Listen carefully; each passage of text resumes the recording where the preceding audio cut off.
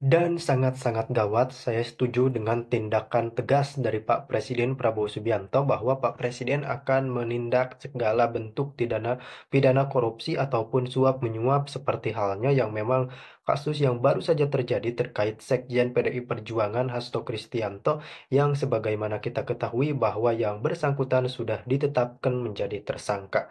Namun ada kabar kembali yang cukup membuat saya was-was karena ex-penyidik KPK menyatakan dan mengklaim bahwa Hasto sepertinya sudah kabur ke luar negeri karena seperti yang kita ketahui bahwa meskipun sebelumnya Hasto ini dicekal untuk berpergian ke luar negeri, namun sangat disayangkan jika hal itu benar-benar terjadi rekan-rekan.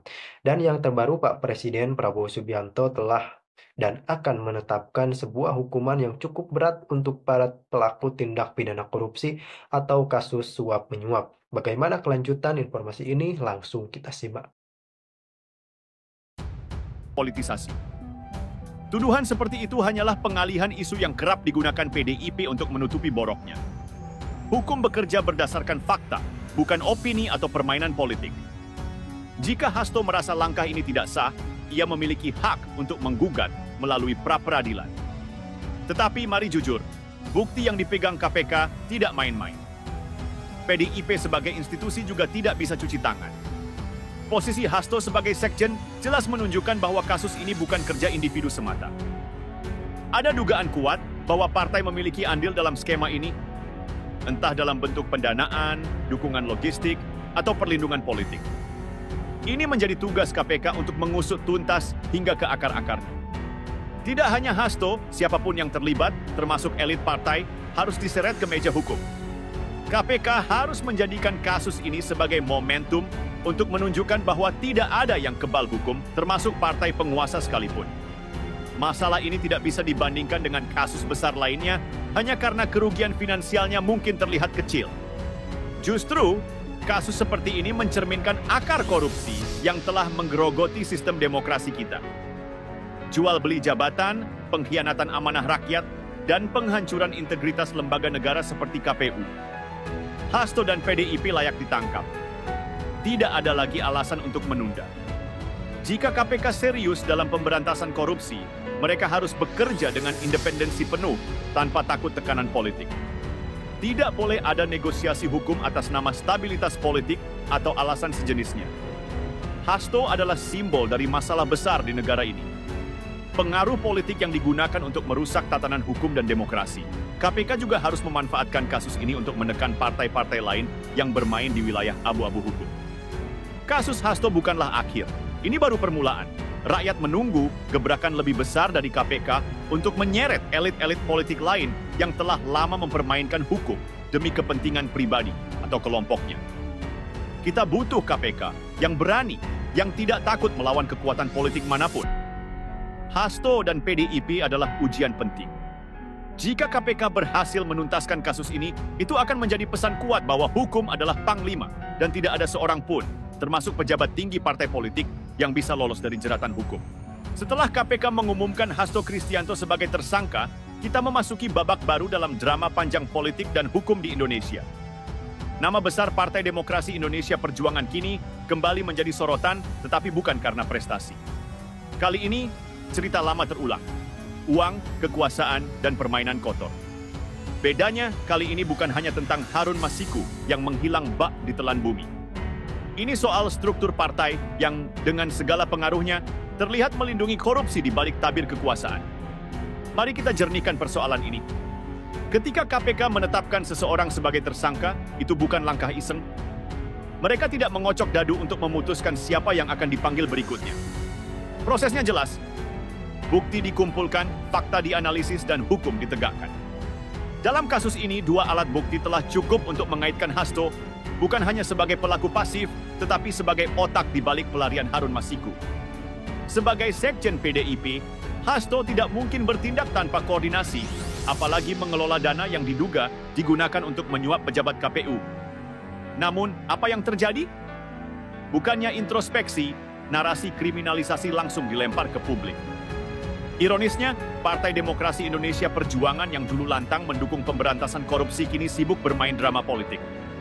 Mereka bicara soal integritas, tetapi nyatanya sibuk memoles citra sambil mencoba menutup celah hukum. Pernyataan bahwa ini adalah konspirasi politik adalah jurus lama yang dipakai untuk membingkai diri sebagai korban, bukan pelaku. Mengapa ini penting? Kasus Hasto adalah cerminan nyata bagaimana kekuasaan politik digunakan untuk menginjak hukum. Jika Anda masih berpikir bahwa ini hanya soal Harun Masiku, Anda salah besar. Ini soal bagaimana PDIP, partai besar yang memegang kendali politik di negeri ini, dengan nyaman memanfaatkan struktur kekuasaan untuk melindungi orang-orang. Hasto adalah simbol. Jika ia lolos, itu berarti hukum hanya berlaku untuk mereka yang lemah. PDIP kerap bicara soal keadilan sosial. Tetapi ketika giliran mereka yang harus mempertanggungjawabkan kesalahan, argumen itu menguap. Bukannya mendukung penegakan hukum, mereka justru sibuk menyusun narasi untuk melemahkan KPK. Ironis, bukan? Partai yang mengklaim memperjuangkan rakyat kecil ternyata justru menjadi dalang di balik praktik korupsi yang menggerogoti demokrasi kita. Mengapa Hasto dan PDIP harus ditangkap? KPK harus menjadikan kasus ini sebagai bukti bahwa tidak ada satupun yang kebal hukum, termasuk mereka yang duduk di singgasana kekuasaan. Hasto bukan hanya bagian dari masalah, dia adalah masalah itu sendiri. Sebagai sekjen PDIP, ia berada di pusat kekuasaan partai. Jika uang suap benar mengalir dari lingkaran PDIP untuk mengamankan jabatan politik, maka ini adalah pengkhianatan terhadap rakyat yang memilih mereka. PDIP sebagai institusi tidak bisa sekadar cuci tangan. Mereka harus bertanggung jawab. Publik berhak tahu sejauh mana partai ini terlibat dalam upaya mengatur ulang sistem hukum demi kepentingan mereka. Hasto hanya permukaan. Yang kita butuhkan adalah keberanian untuk menggali lebih dalam. Mengapa KPK tidak boleh berhenti?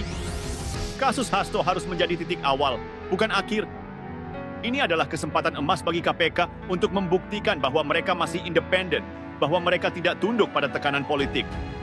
Kita tidak butuh KPK yang hanya berani menangkap ikan kecil sementara hiu besar dibiarkan berkeliaran.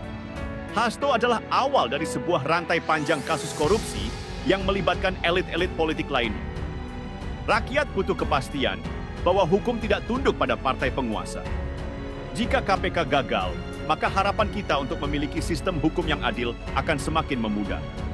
Jika KPK berhasil, itu akan menjadi pesan tegas. Tidak peduli siapa Anda, hukum akan tetap berjalan. Ironi dalam demokrasi.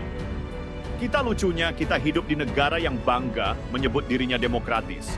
Tetapi sebagian besar kekuasaan dipegang oleh segelintir orang yang bermain di ruang abu-abu antara hukum dan politik. Demokrasi kita bukan tentang rakyat. Ini tentang siapa yang paling pandai memanipulasi aturan. Hasto hanyalah contoh dari bagaimana demokrasi kita telah menjadi alat untuk melanggengkan kekuasaan, bukan membangun keadilan.